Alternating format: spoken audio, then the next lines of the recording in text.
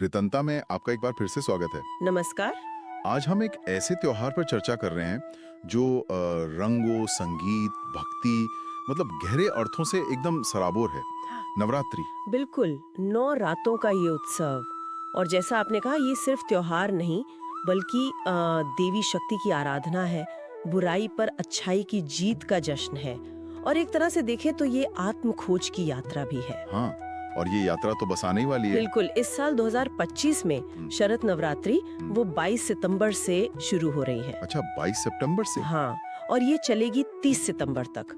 और फिर उसके बाद 1 या 2 अक्टूबर को दशहरा मतलब विजयादशमी। तो आज हम इसी 9 रातों के सफर को थोड़ा और गहराई से समझेंगे, है ना? हाँ, कोशिश करेंगे जैसे इसकी कहानी क्या है, देवी के जो 9 रूप हैं वो क्या दर्शाते हैं, फिर ये जो रीति रिवाज है ये क्यों इतने महत्वपूर्ण हैं। और ये भी कि ये प्राचीन उत्सव आज भी हमारे जीवन से कैसे जुड़ा है। सुनने में आया है कि स्वास्थ्य के लिए भी इसका बड़ा महत्व है। हाँ बिल्कुल, स्वास्थ्य के लिए भी। और आखिर में हम एक थोड़े अलग दृष्टिकोण पर भी बात करेंगे जो आजकल चर्चा में रहता है, पूरी तटस्थता से। ठीक है, तो चलिए एकदम शुरू से शुरू करते हैं। सबसे पहला सवाल, नवरात्रि, इसका मतलब क्या है? ये तो नाम में ही छिपा है। नव यानी 9 और रात्रि मतलब रातें। तो बस 9 रातों तक चलने वाला उत्सव। 9 रातें। हाँ, और ये रातें देवी दुर्गा और उनके जो अलग अलग स्वरूप है उनको समर्पित है। और इन 9 रातों के केंद्र में वो कहानी है देवी दुर्गा और राक्षस महिषासुर की। बहुत प्रसिद्ध कहानी है। ये क्या है और इसका महत्व क्या है, थोड़ा बताइए ना। हाँ, ये कहानी ही असल में नवरात्रि का मर्म है, एसेंस है। संक्षेप में कहूँ तो महिषासुर एक बहुत बहुत शक्तिशाली असुर था और उसे एक वरदान मिला हुआ था कि उसे कोई देवता या कोई पुरुष मार नहीं सकता। अच्छा। सिर्फ स्त्री ही मार सकती थी। हाँ, केवल एक स्त्री ही उसका अंत कर सकती थी। अब इस वरदान से क्या हुआ? वो तो अजय हो गया होगा फिर। बिल्कुल, वो एकदम अहंकारी हो गया और उसने मतलब तीनों लोकों में उत्पात मचाना शुरू कर दिया, यहाँ तक कि देवताओं को भी स्वर्ग से बाहर निकाल दिया। बाप रे। तो सब परेशान देवता फिर गए त्रिदेवों के पास, ब्रह्मा, विष्णु, महेश, मदद के लिए। फिर देवी दुर्गा कैसे प्रकट हुई? ये बड़ा रोचक लगता है कि सभी देवताओं की शक्ति उसमें शामिल थी। हाँ, ये बहुत दिलचस्प है। देवताओं की ये हालत देखकर विष्णु जी और शिव जी को बहुत क्रोध आया।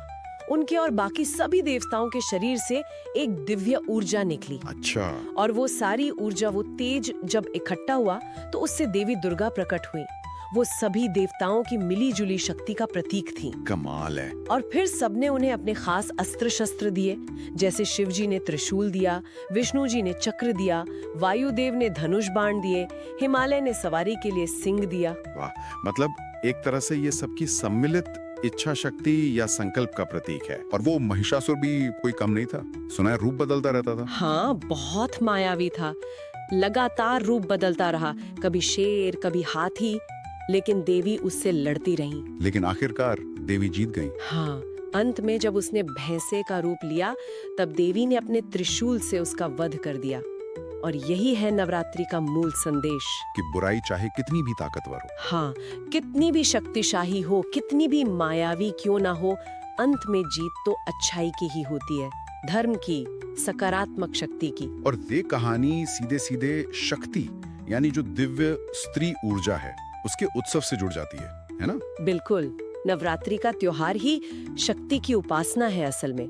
और भारत में अगर देखें तो देवी पूजा या शक्तिवाद की जड़ें बहुत बहुत गहरी हैं। हाँ, वो सिंधु घाटी सभ्यता में भी तो मातृ देवी की पूजा के प्रमाण मिलते हैं शायद। हाँ, मिलते हैं। फिर वैदिक ऋचाओं में भी उषा, सरस्वती जैसी देवियों का उल्लेख है। और फिर महाकाव्यों में जैसे महाभारत में विंध्यवासिनी देवी का जिक्र आता है। और पुराणों में तो बहुत विस्तार से है, खासकर मार्कंडेय पुराण का देवी महात्म्य। बिल्कुल सही। देवी महात्म्य तो शक्ति पूजा का एक प्रमुख ग्रंथ माना जाता है। उसमें दुर्गा के अलग अलग रूपों और उनके पराक्रम का बहुत सुंदर वर्णन है। तो पुराण काल तक आते आते देवी पूजा ने एक काफी स्थापित रूप ले लिया था। चलिए अब उन 9 रूपों पर आते हैं जिनकी पूजा 9 रातों में होती है। नव दुर्गा, क्या ये सिर्फ 9 अलग अलग देवियां हैं या इनका कोई गहरा मतलब, कोई क्रम है? नहीं, ये सिर्फ 9 देवियां नहीं है, ये तो एक पूरी एक आध्यात्मिक यात्रा का प्रतीक है, ऐसा समझिए। हर रात देवी के एक खास रूप को समर्पित है। अच्छा, और ये रूप हमारी चेतना के विकास के मतलब कॉन्शियसनेस के डेवलपमेंट के अलग-अलग पड़ावों को दिखाते हैं। चेतना के विकास के पड़ाव, ये कैसे? थोड़ा और समझाएंगी? हाँ, इसे कई तरह से देख सकते हैं। हम्म, एक व्याख्या ये है कि जैसे पहले 3 दिन माँ दुर्गा के सौम्य रूप हैं, जो पोषण करते हैं, जैसे शैलपुत्री। ये स्थिरता और शुरुआत का प्रतीक है। ठीक है। फिर अगले 3 दिन उनके उग्र रूप हैं, शक्तिशाली रूप, जैसे कात्यायनी, कालरात्रि। ये बुराई और जो भी नकारात्मकता है उसकी विनाश का प्रतीक है। अच्छा, विनाश का। और फिर आखिरी के 3 दिन ज्ञान देने वाले, शुद्धि करने वाले और सिद्धि देने वाले रूपों के हैं, जैसे महागौरी, सिद्धिदात्री। तो ये एक तरह से पहले खुद को तैयार करना, फिर बुराइयों से लड़ना और फिर ज्ञान प्राप्त करना, ऐसी यात्रा हुई। हाँ, बिल्कुल। हम्म, या आप इसे ऐसे भी देख सकती हैं कि पहले अपनी जड़ें मजबूत करना, शैलपुत्री, फिर अनुशासन और तपस्या लाना, ब्रह्मचारिणी, फिर साहस, चंद्रघंटा, रचनात्मक ऊर्जा, कूष्मांडा, मातृत्व और करुणा, स्कंदमाता, फिर बुराई से लड़ने की शक्ति, कात्यायनी, कालरात्रि, पवित्रता और क्षमा, महागौरी, और आखिर में संपूर्ण ज्ञान और सिद्धि, सिद्धिदात्री। ओके, मतलब हर रूप एक गुण सिखाता है, एक सीख देता है। कमाल है। आइए तो फिर संक्षेप में हर दिन की देवी और उनसे जुड़ी खास बातें जानते हैं। पहला दिन शैलपुत्री, पहाड़ों की बेटी, स्थिरता का प्रतीक है ना? हाँ, हिमालय पुत्री बैल पर सवार होती हैं, हाथ में त्रिशूल और कमल। इनका रंग सफेद है। सफेद मतलब पवित्रता, शांति। सीख मिलती है दृढ़ संकल्प की, और भोग में घी अर्पित होता है। ठीक है। दूसरा दिन ब्रह्मचारिणी, ये तपस्या का प्रतीक है, पर इनका रंग लाल क्यों? लाल रंग यहाँ ऊर्जा, शक्ति और दृढ़ता का प्रतीक है। ब्रह्मचारिणी हमें अनुशासन और भक्ति सिखाती हैं। उनके हाथ में जपमाला और कमंडल होता है। भोग में शक्कर चढ़ाते हैं। तीसरा दिन चंद्रघंटा, इनके नाम में घंटा है, माथे पर चांद, ये साहस का प्रतीक है। इनका रंग रॉयल ब्लू। हाँ, रॉयल ब्लू रंग शांति और वीरता दोनों को दिखाता है। ये हमें निडर होना सिखाती हैं और भोग में दूध या खीर अर्पित की जाती है। चौथा दिन कूष्मांडा, जिन्होंने ब्रह्मांड रचा, पीला रंग और भोग में कद्दू, पेठा। हाँ, पीला रंग उल्लास और सकारात्मक ऊर्जा का प्रतीक है। कहते हैं उनकी मुस्कान से ही सृष्टि बनी। ये रचनात्मकता की देवी हैं। भोग में कद्दू या पेठा चढ़ता है। पांचवा दिन स्कंद माता, भगवान कार्तिकेय की माँ, हरा रंग और केले का भोग। हरा रंग विकास, उर्वरता, मातृत्व का प्रतीक है। ये देवी हमें करुणा और वात्सल्य सिखाती हैं। छठा दिन कात्यायनी, योद्धा देवी, इनका रंग ग्रे क्यों? धूसर। ग्रे रंग संतुलन और तटस्थता का प्रतीक माना जाता है। ये ऋषि कात्यायन की पुत्री थीं और इन्होंने महिषासुर से युद्ध में बहुत महत्वपूर्ण भूमिका निभाई थी। ये साहस और धर्म की रक्षा करना सिखाती हैं। भोग में शहद चढ़ता है। सातवां दिन कालरात्रि, इनका रूप तो काफी भयंकर सुना है। काला रंग, बिखरे बाल। हाँ, पर इनका संबंध रंग नारंगी है, जो ऊर्जा का प्रतीक है। देखिए, रूप भयंकर होते हुए भी ये शुभंकर ही हैं, मतलब शुभ फल देने वाली। ये अज्ञान, भय और नकारात्मकता का नाश करती हैं। गुड़ का भोग लगता है और ये हमें लचीलापन, निर्भयता सिखाती हैं। रंग मयूर हरा, पीकॉक ग्रीन। हाँ, मयूर हरा नवीनीकरण और पवित्रता का प्रतीक है। ये शांति, क्षमा और शुद्धि की देवी हैं। इन्हें नारियल का भोग अर्पित किया जाता है। और नवा आखिरी दिन सिद्धिदात्री, सभी सिद्धियों को देने वाली। इनका रंग गुलाबी या बैंगनी, कौन सा ज्यादा मानते हैं? गुलाबी रंग प्रेम, करुणा और सद्भाव का प्रतीक है। ये ज्यादा प्रचलित है। वैसे बैंगनी भी आध्यात्मिकता से जुड़ा है। ये ज्ञान और पूर्णता का प्रतीक है। इन्हें तिल का भोग लगाया जाता है। तो ये 9 रूप मिलकर एक पूरी कहानी, एक पूरी यात्रा कह रहे हैं। और हर दिन का रंग भी उस देवी की ऊर्जा से जुड़ने का एक तरीका हुआ। बिल्कुल। अच्छा, अब बात करते हैं उत्सवों और अनुष्ठानों की। उपवास रखना तो जैसे नवरात्रि का एक बहुत अहम हिस्सा है। क्यों रखते हैं उपवास? हाँ, उपवास का देखिए शारीरिक और मानसिक दोनों स्तर पर महत्व है। एक तो ये शरीर की शुद्धि का तरीका है, दूसरा अपनी इंद्रियों पर नियंत्रण पाने का और आत्म अनुशासन का भी। और इस दौरान सात्विक भोजन लिया जाता है। सात्विक भोजन मतलब क्या होता है इसमें? सात्विक मतलब ऐसा भोजन जो शरीर और मन को शांत रखे, जो पचने में आसान हो, जैसे फल, मेवे, दूध, दही। कुछ खास अनाज होते हैं जैसे कुट्टू का आटा, राजगिरा, समा के चावल, साबूदाना। हाँ हाँ, वो व्रत वाले चावल। बिल्कुल। और इसमें प्याज, लहसुन, मांस, मदिरा, मतलब जो तामसिक या राजसिक भोजन है उनसे परहेज करते हैं। नमक भी सेंधा नमक इस्तेमाल होता है। ये तो ही भोजन की बात। पूजा पाठ का क्या खास विधान है? घरों में क्या करते हैं? घरों में कलश स्थापना करते हैं। एक कलश को सजाकर उसमें जल भरकर उसे देवी का प्रतीक मानकर स्थापित करते हैं और 9 दिनों तक रोज उसकी पूजा करते हैं। साथ में देवी की आराधना, दुर्गा सप्तशती या देवी महात्म्य जैसे ग्रंथों का पाठ करते हैं, मंत्र जाप करते हैं। ये तो हुए व्यक्तिगत या पारिवारिक अनुष्ठान, लेकिन नवरात्रि तो बड़े सामुदायिक उत्सवों के लिए भी जानी जाती है, खासकर गरबा और डांडिया। ये क्या चीज है? हाँ, गरबा तो मूल रूप से गुजरात का लोक नृत्य है, लेकिन अब तो पूरे देश में नवरात्रि के टाइम पे बहुत लोकप्रिय हो गया है। हाँ, देखा है, रंग बिरंगे कपड़ों में। बिल्कुल। लोग रंग बिरंगे पारंपरिक कपड़ों में एक घेरा बनाकर नाचते हैं और घेरे के बीच में एक गरबी होती है, एक सजाया हुआ मिट्टी का घड़ा जिसमें दीपक जलता है, या फिर देवी की तस्वीर या मूर्ति रखते हैं। अच्छा, वो गोल घूमकर ताली बजाते हुए जो नाचते हैं। और डांडिया में वो डंडों का इस्तेमाल होता है? हाँ, गरबा में ज्यादातर ताली और चुटकी का प्रयोग होता है। डांडिया में 2 सजी हुई छोटी डंडियों को आपस में टकराकर एक लय में नाचते हैं। ये सिर्फ मनोरंजन नहीं है, ये भक्ति है, उल्लास है और सामाजिक मेलजोल का प्रतीक है। हाँ, सब एक साथ नाचते हैं। बिल्कुल। इसकी खासियत यही है कि इसमें हर कोई शामिल हो सकता है, कोई भेदभाव नहीं। शायद इसीलिए यूनेस्को ने भी इसे मानवता की अमूर्त सांस्कृतिक विरासत का दर्जा दिया है। अच्छा, यूनेस्को ने भी माना है इसे। वाह। अब जहाँ पश्चिम भारत में गरबा की धूम है, वहीं पूर्वी भारत में, खासकर पश्चिम बंगाल में, दुर्गा पूजा का बहुत भव्य आयोजन होता है।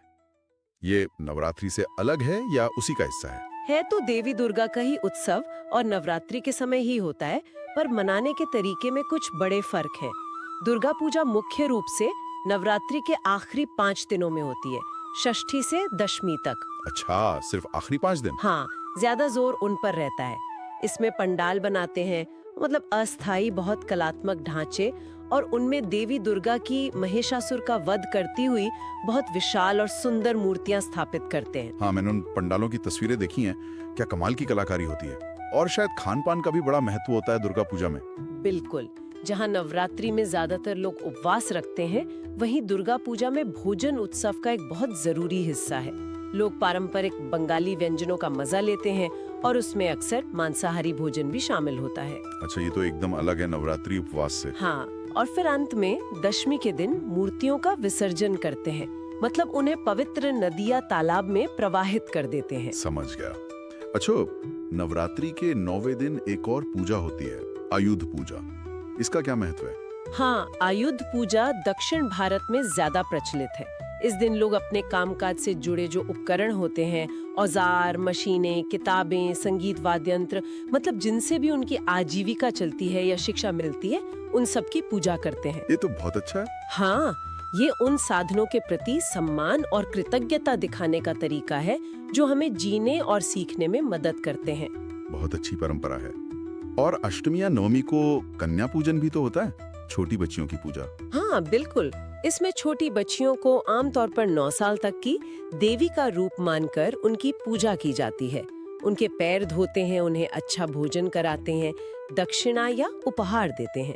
ये समाज में स्त्री शक्ति और पवित्रता के सम्मान का प्रतीक है। और इन 9 रातों के बाद आता है 10वां दिन, विजयादशमी, जिसे दशहरा भी कहते हैं। हाँ, विजय का दिन। ये देवी दुर्गा की महिषासुर पर विजय का भी प्रतीक है और भगवान राम की रावण पर विजय का भी। इसीलिए इसे दशहरा कहते हैं, 10 सिर वाले रावण पर विजय। अच्छा, ये दोनों विजयें इस दिन जुड़ती हैं। जी, और ये दिन किसी भी नए काम की शुरुआत के लिए बहुत शुभ माना जाता है। दक्षिण भारत में बच्चे इसी दिन विद्यारंभम संस्कार के तहत पहली बार अक्षर ज्ञान शुरू करते हैं। बंगाल में विवाहित महिलाएं सिंदूर खेला की रस्म करती हैं। इतने सारे रीति रिवाज, इतने उत्सव, क्या इनका हमारे स्वास्थ्य से भी कोई जुड़ाव है? आजकल वेलनेस की दुनिया में नवरात्रि और स्वास्थ्य की बड़ी बातें होती हैं। हाँ, बिल्कुल है, और गहरा जुड़ाव है। ये प्रथाएं सिर्फ धार्मिक नहीं है, इनके पीछे वैज्ञानिक समझ भी है। अगर आयुर्वेद के नजरिए से देखें तो नवरात्रि साल में 2 बार ऐसे समय पर आती हैं जब मौसम बदलता है। हाँ, एक बार अभी शरद ऋतु में और एक बार वसंत में। बिल्कुल। इसे आयुर्वेद में ऋतु संधि कहते हैं, यानी मौसम का जोड़। अच्छा, ऋतु संधि। तो इस समय क्या खास होता है? इस समय शरीर की जो रोग प्रतिरोधक क्षमता है, इम्यूनिटी, वो थोड़ी कमजोर हो सकती है और पाचन अग्नि, जिसे अग्नि कहते हैं, वो भी थोड़ी मंद पड़ सकती है। इससे शरीर में आम यानी टॉक्सिन्स, विषाक्त पदार्थ जमा होने लगते हैं। अच्छा, मतलब बॉडी थोड़ी स्लो हो जाती है। हाँ, एक तरह से। तो नवरात्रि का जो उपवास है और जो सात्विक आहार है, वो इसी अग्नि को फिर से ठीक करने में, संतुलित करने में और शरीर को डिटॉक्स करने में मदद करता है। अरे वाह, ये तो कुछ आजकल जो इंटरमिटेंट फास्टिंग चलती है वैसा लग रहा है। हाँ, काफी समानताएं हैं। देखिए, जब हम उपवास रखते हैं तो हमारा शरीर एक खास प्रक्रिया में जाता है जिसे ऑटोफेजी कहते हैं। ऑटोफेजी, ये क्या होता है? थोड़ा आसान भाषा में बताइए। ऑटोफेजी मतलब सेल्फ ईटिंग। आसान भाषा में कहें तो इस प्रक्रिया में हमारी कोशिकाएं खुद ही अपनी अंदरूनी सफाई और मरम्मत का काम शुरू कर देती हैं। जो पुरानी खराब हो चुकी कोशिकाएं हैं, उनको हटाकर नई स्वस्थ कोशिकाएं बनाती हैं। अच्छा, मतलब शरीर खुद ही अपनी सर्विसिंग कर लेता है। बिल्कुल। इससे मेटाबॉलिज्म सुधरता है, इंसुलिन सेंसिटिविटी बेहतर होती है, शरीर में सूजन कम होती है और वजन कंट्रोल करने में भी मदद मिलती है।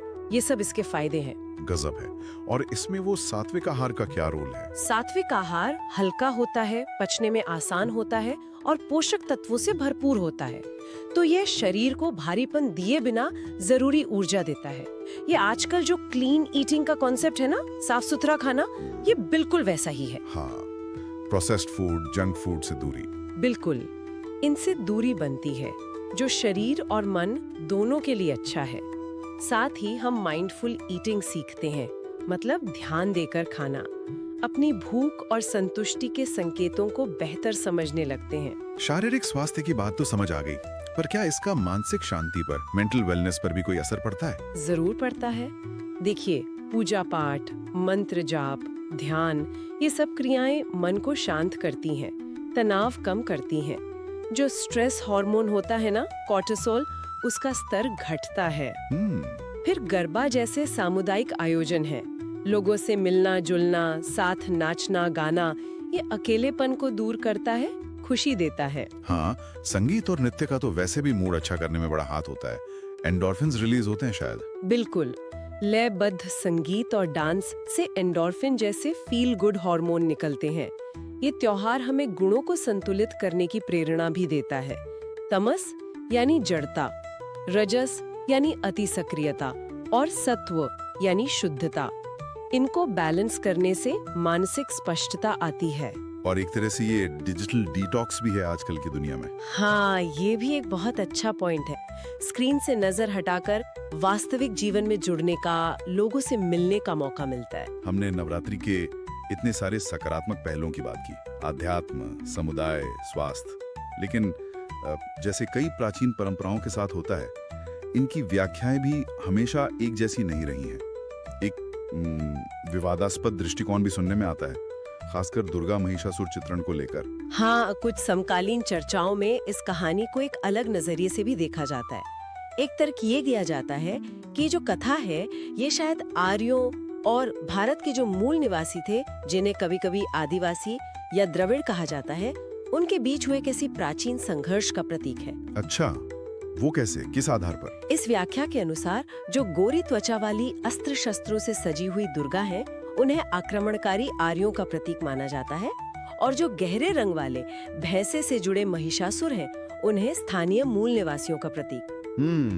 कुछ समुदाय आज भी महिषासुर को अपना पूर्वज मानते हैं और उनका सम्मान करते हैं। ये तो एक बिल्कुल ही अलग व्याख्या है, लेकिन क्या इस तर्क के विपक्ष में भी कुछ बातें हैं? पहला तो ये कि हिंदू धर्म में तो कई प्रमुख देवता जैसे राम है, कृष्ण है और स्वयं देवी काली, उनका वर्ण श्याम यानी काला या सांवला बताया गया है। हाँ, ये बात तो सही है। तो केवल त्वचा के रंग के आधार पर इसे नस्लीय संघर्ष कहना शायद पूरी तरह सही ना हो। दूसरा, दुर्गा या महिषासुर कोई ऐतिहासिक पात्र थे, इसके कोई ठोस प्रमाण नहीं मिलते हैं। ये देवी महात्म्य जैसी पौराणिक कथाओं का हिस्सा है और पौराणिक कथाओं का उद्देश्य अक्सर प्रतीकात्मक होता है, ऐतिहासिक नहीं। और शायद इसमें देवी की जो शक्ति है उसको कम आंकने का भी एक पहलू हो सकता है। हाँ, ये भी एक बिंदु उठाया गया है कि ऐसी व्याख्याएं कहीं न कहीं उस स्त्री शक्ति के मूल विचार को नजरअंदाज कर देती हैं, जो इस कथा के केंद्र में है। देखिए, यहाँ ये साफ करना जरूरी है कि हम किसी एक पक्ष का समर्थन नहीं कर रहे नहीं, हैं। बिल्कुल नहीं। हम बस जानकारी के आधार पर अलग-अलग दृष्टिकोण सामने रख रहे हैं। शायद मुख्य बात कथा के सार्वभौमिक संदेश पर ध्यान देना है। हाँ, वो अच्छाई और बुराई का संघर्ष वाला, जो शायद हर इंसान के अंदर भी चलता रहता है, और सकारात्मकता को चुनने का संदेश। बिल्कुल। नवरात्रि हमें अपनी भीतरी शक्ति को जगाने का, अपनी कमजोरियों पर, अपनी नकारात्मकता पर विजय पाने का और जीवन में एक संतुलन लाने का अवसर देती है। तो ये 9 रातें सिर्फ नाच गाने और पूजा पाठ तक ही सीमित नहीं है, बल्कि ये आत्म मंथन और एक तरह के रूपांतरण, ट्रांसफॉर्मेशन का भी समय है। हाँ, बिल्कुल। इसी के साथ हम श्रोताओं के लिए एक सवाल छोड़ना चाहेंगे, है ना? हाँ, जरूर। देखिए, नवरात्रि का ये जो चक्र है, ये हमें दिखाता है पहले विनाश, जैसे महिषासुर का, और फिर सृजन, धर्म की स्थापना। तो सवाल ये है कि क्या हम इस विनाश और सृजन के चक्र से अपने जीवन की चुनौतियों का सामना करने और आगे बढ़ने के लिए कुछ सीख सकते हैं? दिलचस्प सवाल है। हम अपनी किन नकारात्मकताओं का विनाश करके अपने जीवन में सकारात्मकता का सृजन कर सकते हैं? इस पर सोचने जैसा है। इस सवाल पर जरूर सोचेगा। इसी विचार के साथ आज की ये चर्चा हम यहीं समाप्त करते हैं। हमने नवरात्रि के अर्थ, उसकी कहानी, नवदुर्गा के महत्व, रीति रिवाजों, स्वास्थ्य से जुड़े पहलुओं और हाँ, कुछ समकालीन विचारों को भी समझने की कोशिश की। उम्मीद है आपको इस चर्चा में कुछ नई और रोचक बातें जानने को मिली होंगी। अगर आपको ये चर्चा पसंद आई तो इसे लाइक जरूर करें, अपने दोस्तों और परिवार के साथ शेयर करें। आप आगे किन विषयों पर ऐसी गहरी चर्चा सुनना चाहेंगे, हमें कमेंट्स में जरूर बताएं। हाँ, आपके सुझाव हमारे लिए महत्वपूर्ण हैं। और हाँ, कृतांता पर ऐसे ही ज्ञानवर्धक कहानियों और विश्लेषणों के लिए हमें सब्सक्राइब करना न भूलें। अगली बार फिर मिलेंगे एक नए विषय के साथ। धन्यवाद। धन्यवाद।